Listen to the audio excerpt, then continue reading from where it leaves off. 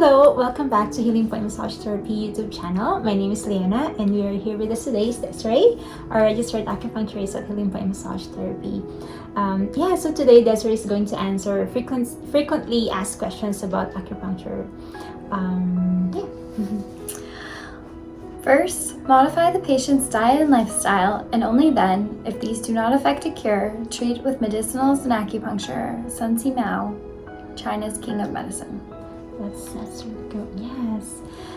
So I have some facts here for you. During the past 40 years, acupuncture, a therapeutic technique of Oriental medicine, has become more and more popular, evolving into one of the most utilized forms of complementary integrative medicine interventions in the United States. In fact, more than 10 million acupuncture treatments are administered annually in the US alone. It's from NYU Langone Medical Centers. I hope I said it right. That's fantastic. And the nice thing is, like, today's acupuncture needles are so fine and thin that they are the size of a couple strands of hair, or sometimes even 1/19 of a ballpoint pen tip. Wow, it's like hair. That's why sometimes I couldn't even feel it. It's so thin, and I'm always surprised by the number of times a client will tell me that there were so many of the points that they did not even feel go into the body at all. So I think definitely a lot of question is, what is acupuncture? So acupuncture is a traditional Chinese medicine therapy that involves the insertion of very fine, thin, sterilized needles into various points of the body to promote wellness and health by stimulating either different meridians, different connective tissue, fascia, muscles, joints. It is very complementary and holistic. Okay, so what is spells Qi? What is Qi? Qi, so that is actually more of a loaded question than most people realize. So Qi is often grossly just translated to mean like life force or motive force or energy in the broadest sense. The Chinese character for Qi actually is a grain of rice and the steam coming off of it. And so that kind of represents that Qi can be both the more immaterial, like the steam, that motive energy or force that you have, but the Qi is also what we in Chinese medicine say makes up the substances, the organs. So Qi has a more concrete, solid form, but at the same time, Qi is also kind of that movement and that energy and just the causes the transformation in the processes that occur naturally in our body and in the world around us. Oh, that's really cool. So what can affect Qi? Okay, so that's a really good question. There are so many things that affect Qi. First of all, in Chinese medicine, your constitution. So in Western medicine, we often talk about our genetics. This would be similar. Some people constitutionally have stronger or more hardy Qi, and some are more prone to a bit of a Qi deficiency or Qi stagnation, where your Qi just gets a little stuck a little bit more easily. The weather, the outside surroundings can affect your Qi. A lot of people who live in Canada know in the winter you may feel your Qi kind of retreat. You may want to sit on the couch and cuddle a little bit more. And then, summer and the heat hits and sometimes you're a little bit more active.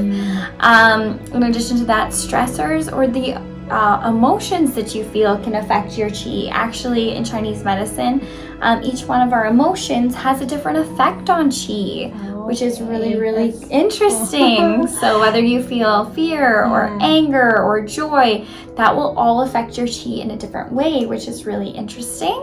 Wow, yeah, that's really cool. So why do you want to feel the pulses? That is a really good question. I often joke with my clients that's, they ask me what I'm feeling and what I can tell, and I tell them they're very much alive. But actually, so your practitioner may ask to feel your pulses.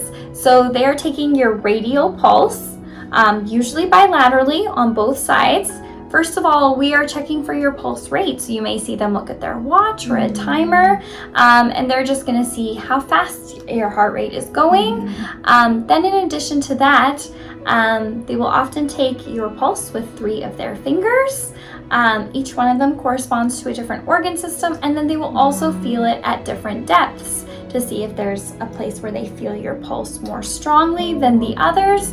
We're also looking for pulse qualities. So there are some things called a choppy pulse or soggy or wiry. So we're looking to see if we see any of those qualities or any imbalances that we should be addressing.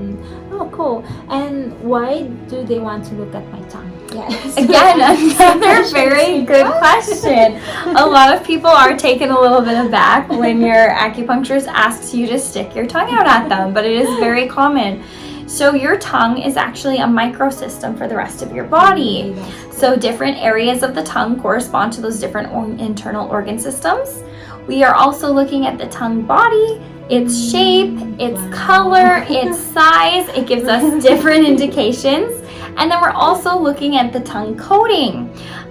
So some tongue coating is normal. It means that your spleen or stomach or your digestive system in Chinese medicine is working optimally. That said, we are not looking if you need dental work. We are not looking if you brushed your teeth. It is just another diagnostic tool for us. So cool. So how should I prepare? Another question. How should you prepare for your acupuncture treatment? That is a great question.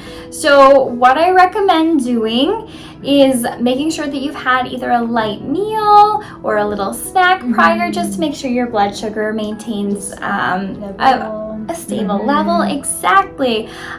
We recommend coming in loose-fitting, comfortable clothing. A lot of acupuncture is trying to move the chi or keep things moving, so we don't want a lot of restriction. So that is always very important. I think it's important to do research into the acupuncturist and see if their specialties align with yours and what kind of progress you hope to make. Those are all very important ways to prepare for acupuncture. Yeah, so thank you for that. So next question is, do acupuncture needles hurt? Okay, I get this one all the time. All the time. So the general answer is no, acupuncture should not hurt. You may or may not feel the insertion of the needle. If it does feel a little sharp on insertion, it should subside within about 3 to 5 seconds. If that is not the case, please let me know. That is not normal. It is not meant to be sharp. It is not meant to be stabbing. It is not supposed to feel really electric or like shooting. That said, there are some sensations that are normal to feel during acupuncture. These are called de qi or qi sensations. Those ones mean your acupuncturist got a point that's really good, that's really active. It may be a place that you're naturally more sore. So some of the things that you can feel, it can feel a little bit achy, it can feel a little heavy, it can feel a little tingly, a little heavy. That is all normal. It means that it is causing that local response. Some people find they may get itchy. That's usually with a change in the circulation, which is what we're trying to do. We're trying to promote blood flow to that area so that your body's natural mechanisms can heal itself. Okay, that's sad. Thank you for answering. So how deep do they go? How deep is that? Like, okay, it's not hair strand size, so how deep? That is a good question, and it depends a lot on which area of the body that we are going into. So some areas will be quite superficial. Really, all they have to do is puncture the skin surface. Those may be areas like we have one on the top of the head that we often use. So that one really just has to go into the skin. There are many different angles we needle at, stuff like perpendicular, there may be like transverse. So the needling depth and the direction of needling does depend a lot on where you are going. So some it may be a couple millimeters maybe. Some can be about 1/2 inch to 1 inch depending on the thickness. The area we generally go the deepest would be in the glutes. Or the butt. That is a fairly large muscle, and in that case it may be a couple of inches, which is really intimidating to think about. But oh wow, I did not know it can be that deep in there. So how safe is acupuncture? So acupuncture is very safe and non-toxic form of treatment, especially when performed by a licensed acupuncturist. It has less side effects than most pharmaceuticals and some other complementary treatments. That said, no therapy does go completely without side effects, and your acupuncturist will discuss in detail all of the side effects that you could possibly experience with acupuncture. Okay. And is it acupuncture safe for children? Yes, it is. There are a number of children that I have treated in my practice. Even infants can get some form of acupuncture. One important thing to note is when needling children, often the needles are not retained for their safety. Children are very active. In Chinese medicine, we say they're literal balls of yang energy, so they have a lot of movement, and therefore trusting a child to stay still for their own comfort and safety would be a difficult sell. She knows.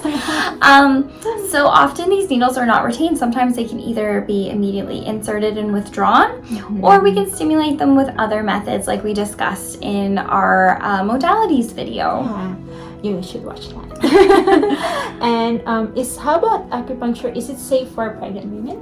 So I love this question. This is actually in our informed consent form. So acupuncture is actually safe for pregnant women. Women's health and fertility acupuncture is a trending facet of acupuncture.